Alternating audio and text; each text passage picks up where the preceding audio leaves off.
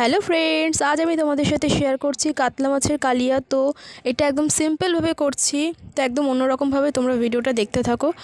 তো এটা হচ্ছে এর মধ্যে দিয়ে দিলাম নুন হলুদ দিয়ে ভালো করে মাছের গায়ে মাখিয়ে নিলাম। তো এবার মাছটা ছেড়ে দেবো সুন্দরভাবে।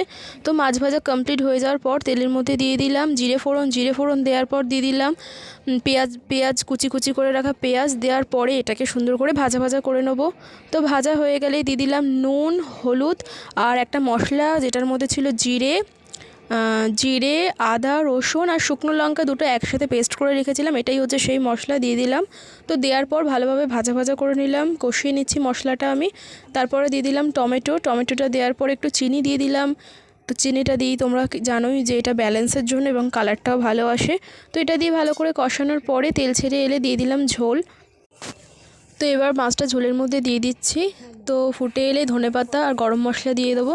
তো দেখো বন্ধুরা কেমন হয়েছে, ভিডিওটা ভালো লাগলে